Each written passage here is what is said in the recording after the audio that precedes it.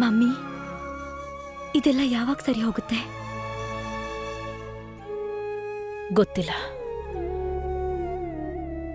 ಆದ್ರೆ ಖಂಡಿತ ಸರಿ ಹೋಗುತ್ತೆ ಅನ್ನೋದಷ್ಟೇ ಗೊತ್ತು. ನೀನ್ ಮಾತ್ರ ಮನ್ಸಿಟ್ಟು ಕೆಲಸ ಮಾಡು.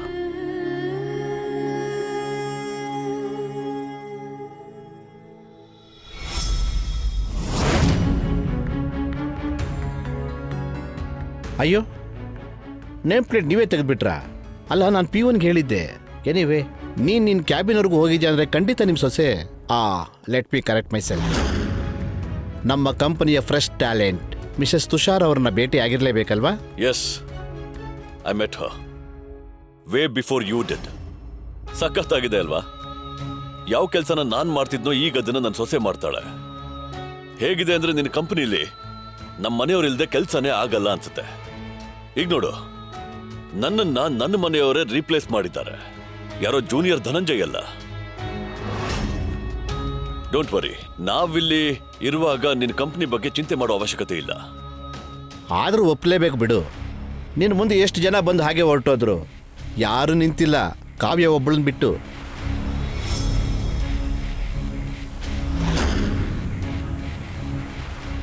ಇನ್ಫ್ಯಾಕ್ಟ್ ನೀನು ಔಟ್ ಆಗಿಬಿಟ್ಟೆ.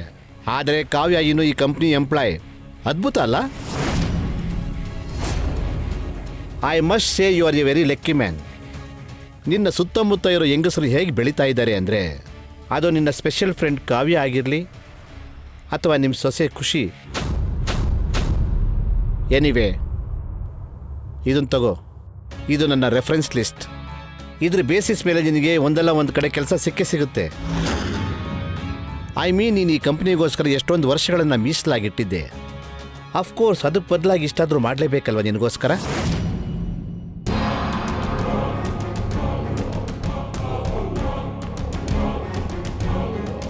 ನೀನು ಮರ್ತಿದ್ಯಾ ಅನ್ಸುತ್ತೆ, ನಾನೀಗ ಈ ಕಂಪ್ನಿಗೆ ಸೇರಿದವನಲ್ಲ, ಮತ್ತೆ ನೀನು ಕೂಡ ನನ್ನ ಬಾಸ್ ಅಲ್ಲ.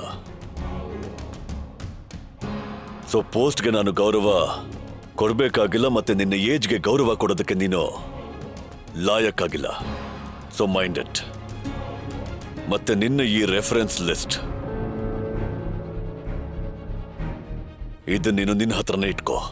ತುಂಬಾ ಬೇಗ ನಿನಗೆ ಇದ್ರ ಅವಶ್ಯಕತೆ ಬರುತ್ತೆ. ಯಾಕಂದ್ರೆ ನಾನಿನ್ನು ಬರೀ ಈ ಕಂಪನಿ ಬಿಟ್ಟಿದ್ದೀನಿ, ಕಾರ್ಪೊರೇಟ್ ವರ್ಲ್ಡ್ ಅಲ್ಲ. ಸಂಬಂಧ ಏನೋ ಹಾಳಾಗಿತ್ತು, ಈಗ ಹಣೆ ಬರಹನೂ ಹಾಳಾಗ್ತಿದೆ.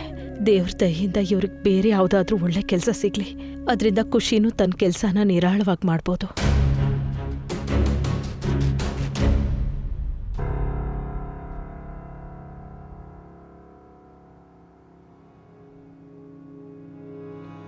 ನಂದು ನಂದು ಸಮರ್ಥ್, ಪ್ಲೀಸ್ ನಾಕ್ ಮಾಡ್ಕೊಂಡ್ ಬಾ, ಇಲ್ಲಾಂದ್ರೆ ಒಂದಿನ ನಾನು ಹಾರ್ಟ್ ಅಟ್ಯಾಕ್ ಅಲ್ಲಿ ಸತ್ ಹೋಗ್ತೀನಿ. ಓಯ್, ನನ್ನ ನಂದು ಬಗ್ಗೆ ಯಾರು ಹಾಗೆ ಮಾತಾಡೋ ಹಾಗಿಲ್ಲ. ನಂದುನು ಮಾತಾಡೋ ಹಾಗಿಲ್ಲ. By the way, this is for you. ಇದೇನು ಈಗ ಯಾವ ಲಾಲ್ ಅಟ್ರಾಕ್ಷನ್ ಸೀಕ್ರೆಟ್ ಬುಕ್ ತಗೊಂಡ್ ಬಂದಿದ್ಯಾ? ಅಯ್ಯೋ, ಒಂದ್ಸಲ ನೋಡು.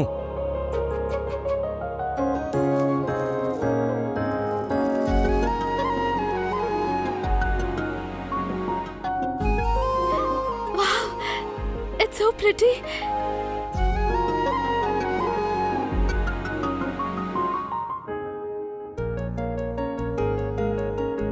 ಇದೆಲ್ಲ ನಿನ್ ಡೈರಿ ಮುಗ್ದು ಹೋಗ್ತಾ ಇತ್ತು ಅಲ್ವಾ, ಅದಕ್ಕೆ ಹೊಸ ವರ್ಷಕ್ಕೆ ಹೊಸ ಡೈರಿ. ವರ್ಷ ಶುರು ಆಗಿ 1 ತಿಂಗಳು ಆಗೋಯ್ತು ಸಮರ್ಥ್. ಯಾವಾಗ ಎಚ್ಚರ ಆಗುತ್ತೋ ಅವಾಗಲೇ ಮುಂಜಾನೆ. ಮತ್ತೊಂದು ವಿಷಯ, ನನ್ನ ಆಸೆ ನೀನ್ ಕೇವಲ ಡೈರಿ ಅಲ್ಲ, ಡೈರಿ ಬರೆಯೋ ಉದ್ದೇಶನೂ ಬದಲಾಯಿಸ್ಕೊ. ಇಲ್ಲಿವರೆಗೂ ನೀನಿನ್ ಪ್ರತಿ ನೋವನ್ನು ಈ ಡೈರಿ ಜೊತೆ ಶೇರ್ ಮಾಡ್ತಾ ಬರ್ತಿದ್ಯಾ, ಆದ್ರೆ ಇವಾಗ ನೋವನ್ನು ಹಂಚ್ಕೊಳ್ಳೋದಕ್ಕೆ ನಾನಿದ್ದೀನಿ. ಸೊ ನೀನ್ ಈ ಡೈರಿನ ಒಳ್ಳೊಳ್ಳೆ ಮತ್ತೆ ಹ್ಯಾಪಿ ನೆನಪುಗಳಿಂದ ಮಾತ್ರ ತುಂಬಿಸು.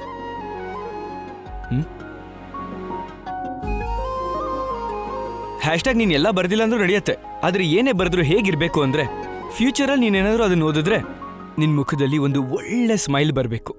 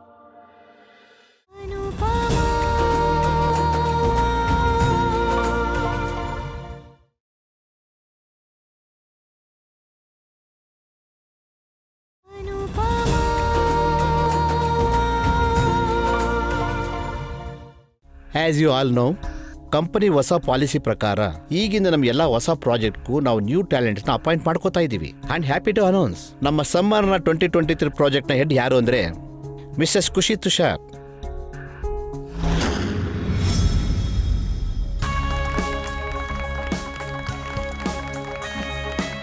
Thank you sir. Welcome on board. ನನಗೆ ಅರ್ಥ ಆಗುತ್ತೆ ಇದು ನಿಮಗೆ ಮೊದಲನೇ ಪ್ರಾಜೆಕ್ಟ್ ಅಂತ, but you don't very.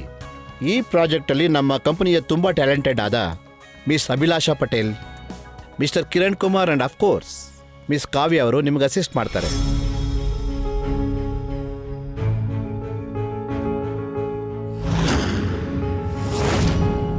So all the best to all of you and specially to you. Thank you sir. Good luck. See you.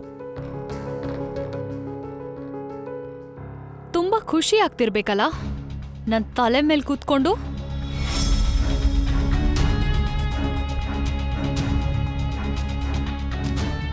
But let me make one thing very clear to you.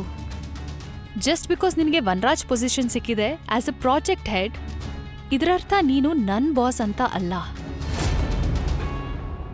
Miss ಕಾವ್ಯ, ಇದು office. ನಾವು ಆಫೀಸಲ್ಲಿ ಆಫೀಸ್ನ decorum follow ಮಾಡೋದು ಒಳ್ಳೇದನ್ಸುತ್ತೆ. ನೀವು talented ಹಾಗೆ experienced ಇದ್ದೀರಾ. I totally respect for that. And I'm sure ನೀವು ನಮ್ಮ ಟೀಮಲ್ಲಿರೋದ್ರಿಂದ ನಮ್ಮ ಪ್ರಾಜೆಕ್ಟ್ಗೆ ತುಂಬಾ ಉಪಯೋಗ ಆಗುತ್ತೆ.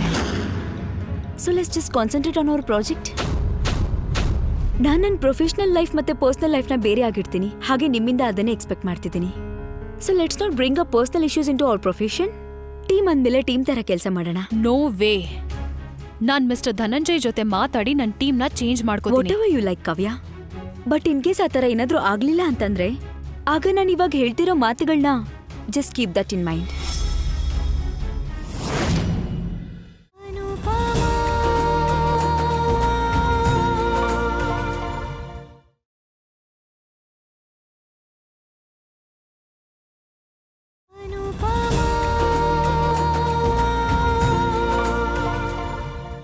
ನೋಡು ನೋಡು ನೋಡು ನೋಡು, ಆ ಮಡಕೆ ಹತ್ರ ಮೂಲೆಯಲ್ಲಿ ಧೂಳಿನ್ನು ಹಾಗೇನೆ ಇದೆ. ಕ್ಲೀನ್ ಮಾಡು ಸರಿಯಾಗಿ. ಈ ದುರ್ಬಿನಿಂದ ನನಗ್ ಚೆನ್ನಾಗ್ ಕಾಣಿಸ್ತಿದೆ. ಅಮ್ಮೋರೆ, ದುರ್ಬಿನ್ನಿಂದಲ್ಲ, ಇಲ್ಲಿ ಹತ್ರ ಬಂದ್ ನೋಡಿ, ಎಲ್ಲ ಏಕ್ದಮ್ ಸಂದಕ್ ಮಾಡಿ. ನಿನಗ್ ಬೇಕಾಗಿರೋದೇನು? ನಾನ್ ನೆಮ್ಮದಿಯಿಂದ ಜೋಕಾಲಿ ಕೂರ್ಬಾರ್ದು ಅಂತನಾ? ನೆಮ್ಮದಿಯಿಂದ ಜೋಕಾಲ ಮೇಲೆ ಕೂತ್ಕೊಳ್ಳಿ, ಹಂಗೆ ನಂಗು ನೆಮ್ಮದಿಯಿಂದ ಕೆಲ್ಸ ಮಾಡಕ್ ಬಿಡಿ ಅಮ್ಮೋರೆ. ಸೊಸೆ ಸಾಕಾಗ್ಲಿಲ್ಲ ಅಂತ ಈಗ ಇವಳು ನನ್ ಮೇಲೆ ಜೋರ್ ಮಾಡಕ್ ಶುರು ಮಾಡಿದಾಳೆ. ಭಾವ, ಈಗ ನಿಮ್ಮ ಮ್ಯಾಟ್ನಿ ಶೋ ಶುರು. ಮತ್ತೆ ಶೋ ಹೆಸರು ಲಲಿತಾಳ ಲೀಲೆ. ಅತ್ತೆ, ನಾನ್ ಬಂದಾಯ್ತು.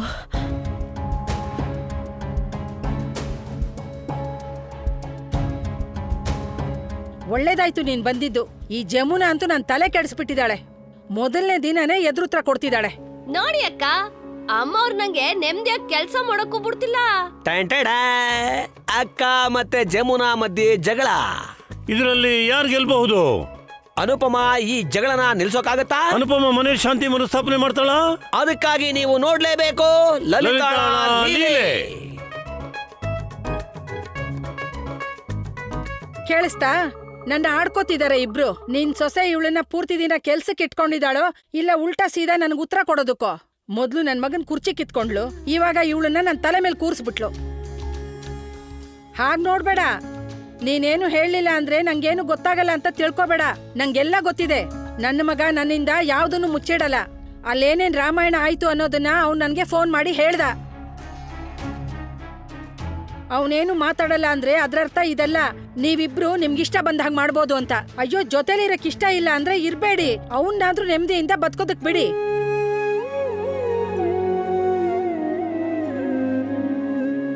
ಸರಿ ಅತ್ತೆ.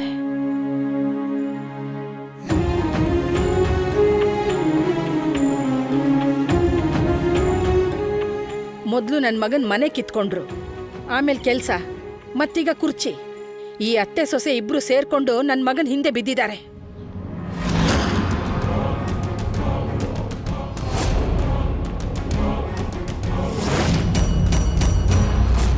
ಈ ನೋಟಿಸ್ಗೆ ಉತ್ತರ ಆದಷ್ಟು ಬೇಗ ಕೊಡಿ.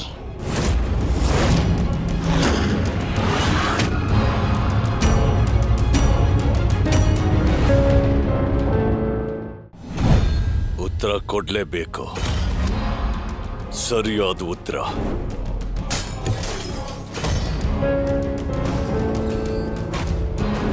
ಇದ್ರಲ್ಲಿ ಏನ್ ಬರ್ತಿದೆ ಅಂದ್ರೆ ನೀವು ಮೆಂಟಲಿ ಅನ್ಸ್ಟೇಬಲ್ ಅಂತೆ. ಈಗ ನನಗೆ ಹೇಳ್ಬೇಡ ನಿನ್ ಮೆಂಟಲ್ ಕಂಡೀಷನ್ ಚೆನ್ನಾಗೇ ಇದೆ, ಏನು ಆಗಿಲ್ಲ ಅಂತ. ನಿನಗೂ ಗೊತ್ತಿದೆ ನೀನು ಮೆಂಟಲಿ ಅನ್ಸ್ಟೇಬಲ್ ಆಗಿದ್ಯಾ. ನಿನಗೆ ಗೊತ್ತು ನಿನ್ ತಲೆ ಸರಿ ಇಲ್ಲ ಅಂತ, ಮಾನಸಿಕವಾಗಿ ನಿನಗೆ ಹುಷಾರಿಲ್ಲ ಅಂತ.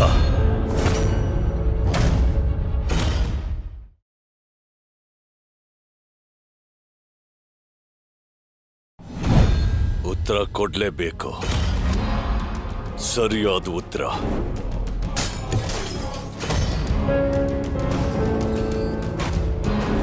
ಇದ್ರಲ್ಲಿ ಏನ್ ಬರ್ತಿದೆ ಅಂದ್ರೆ ನೀವು ಮೆಂಟಲಿ ಅನ್ಸ್ಟೇಬಲ್ ಅಂತೆ. ಈಗ ನನಗೆ ಹೇಳ್ಬೇಡ ನಿನ್ ಮೆಂಟಲ್ ಕಂಡೀಷನ್ ಚೆನ್ನಾಗೇ ಇದೆ, ಏನು ಆಗಿಲ್ಲ ಅಂತ. ನಿನಗೂ ಗೊತ್ತಿದೆ ನೀನು ಮೆಂಟಲಿ ಅನ್ಸ್ಟೇಬಲ್ ಆಗಿದ್ಯಾ. ನಿನಗೆ ಗೊತ್ತು ನಿನ್ ತಲೆ ಸರಿ ಇಲ್ಲ ಅಂತ, ಮಾನಸಿಕವಾಗಿ ನಿನಗೆ ಹುಷಾರಿಲ್ಲ ಅಂತ.